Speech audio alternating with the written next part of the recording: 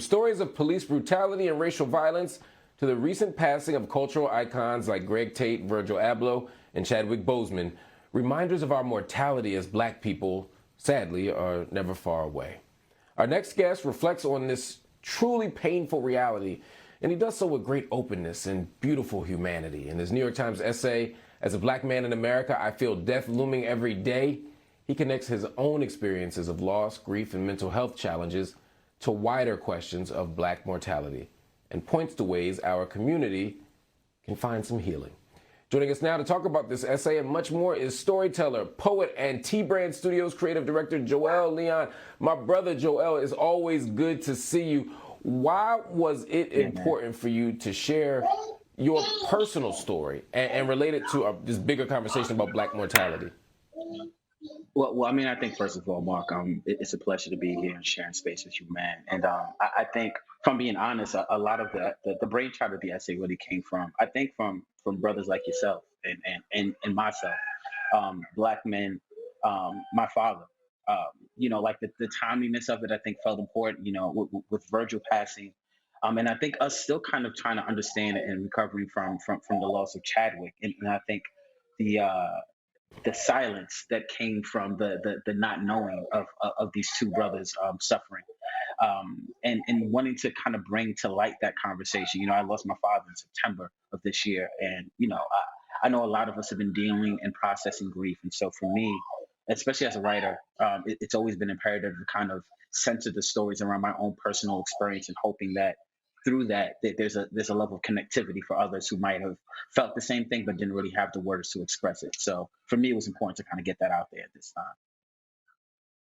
I mean, one of the things that you have to also think about, and that you force us to think about, is the way that we carry this grief so silently. Whether it's dealing with the loss of loved ones, whether it's dealing with health challenges, we're carrying so much weight, and we do so often in silence. We're going through our worlds. People don't see it. We tweet through it. We walk through it. We live through it. We love through it. We work through it. And people just don't know. And I think, and that's it, Mark. It's like we, especially like men, right? Like there's a lot of ego and pride, and I think it's human condition. But I think men, and especially us as black men, there's this idea that if we expose ourselves to certain levels of vulnerability, that's going to be taken as a sign of weakness, and we're going to be taken advantage of. And to be fair, to be honest, and I think I can speak candidly for both of us here. You grew up in the environments where we come from, like that was true. Like we were coming up of age in an era where your weakness was like could be taken advantage of, whether in an emotional way or physically and violently, right? And so I think what I'm trying to push forward for all of us in like community with brothers such as yourself and folks who are really trying to show up for the work. And the work for me is like, how do we talk about these things in ways that allow others to feel comfortable enough to talk about it too? Because the more we can start talking about it and make it feel normal to engage with our pain, with the things we're suffering through, we no longer have to do it in silence. It then becomes a community effort. We get to share in the experience, and like commiseration always isn't a bad thing. You know what I'm saying? Like if I can relate to somebody else's struggle, it maybe makes my struggle maybe less heady or heavy. And I think that's important, especially now, Yeah. considering we're still in a pandemic.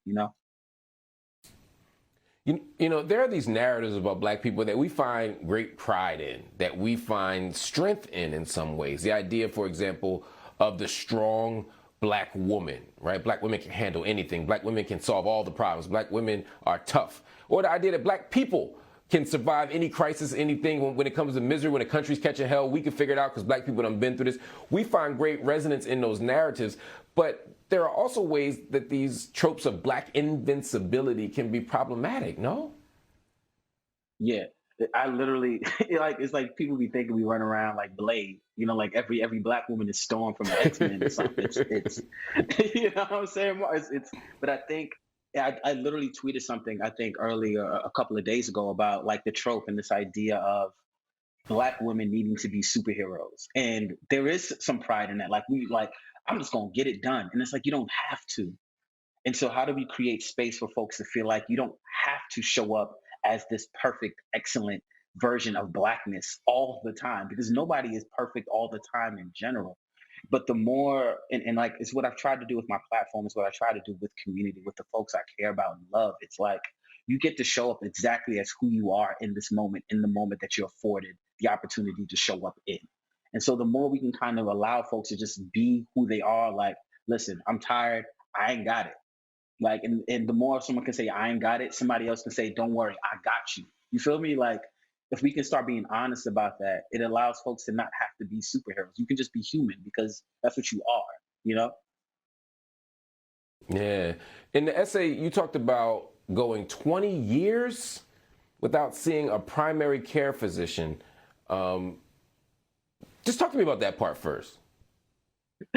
I feel like you're shaming me, Mark, and I'm not sure. I feel like these. I'm, I'm shy. I just, no judgment. It's really not judgment. I'm damn near impressed by it. Like, how you do that?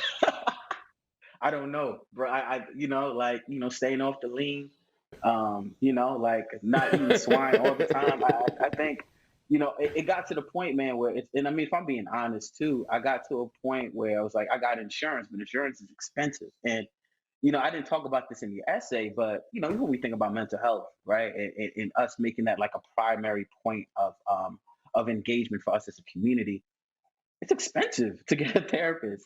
You know what I'm saying? And it was like, I'm trying to Word. cut my losses. I need to like concentrate my money on whatever, like as long as I can take care of my family and like skate by, I'm good. So I just need to be extra careful and cautious. But I mean, at the end of the day, man, a lot of that was fear, apprehension. It's like I felt like I was fine, but I didn't want somebody else to tell me, and this is ridiculous when I say it out loud, but like wanting somebody else to tell me that there was something wrong with me, and I think again, when we talk about ego and patriarchy, and especially like our blackness, like I don't want to be ashamed of what I haven't done. And then time starts elapsing, right? Like 1 year becomes 2 years, becomes 5 years, and then it continues to multiply to the point it's like 20, I could do 30 easy, and like that's not healthy, that's not safe, that's not okay, especially for like a person who has a family.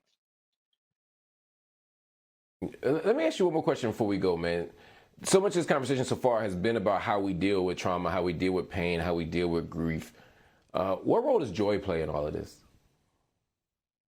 It's a good ass question, man. I think I'll give you an example. When I knew I was coming on the show, there was something very joyful in me being able to share space with you. And like what I've been working on is creating opportunities to like hold that, not hold that moment, because Buddhism will tell us there's a level of non-attachment that comes with everything, right? So like whether it's a good thing or a bad thing, we're able to like see it for what it is, engage with it, and then let it go. But I think we so often as a Black community treat joy as a thing that is not necessarily a tangible ideal for us, right? And so it's easy to kind of see joy as a thing that like, I'll get that later. Like we think about the promised land, we think about us coming from slavery, where so much of our ancestral work was, it's hell down here, but once we make it up there, it'll be joyous and like angels and everything. And it's like, nah, we kind of off that. It's like I want joy now. And so cultivating joy means for me, it's like finding those little pockets. And it doesn't have to be a big thing. It can be a big thing, but it's like, oh, I'm sharing space with my brother tonight. Awesome. Oh, great. I got like 8 hours of sleep tonight. There's something to be joyful about in that experience. And so making more room for the little and big things allows us to hold space for all these things to be true. Like I can be in this very traumatic experience. I can be witnessing grief. I can be dealing with grief, but even within the context of that, I can still hold space and room for even the smallest amounts of joy to help me get through Monday to get to Tuesday. Wow, my brother, I continue to be awed by your vulnerability, your creative genius, your strength, your clarity, and your consistency, man. I love you, my brother, and I'm so glad that you're here doing this work for us on this planet for as long as you can. And as long as you are around, we're going to have you on the show, building with us and growing with us, man. Thanks for stopping by and having this important conversation with us.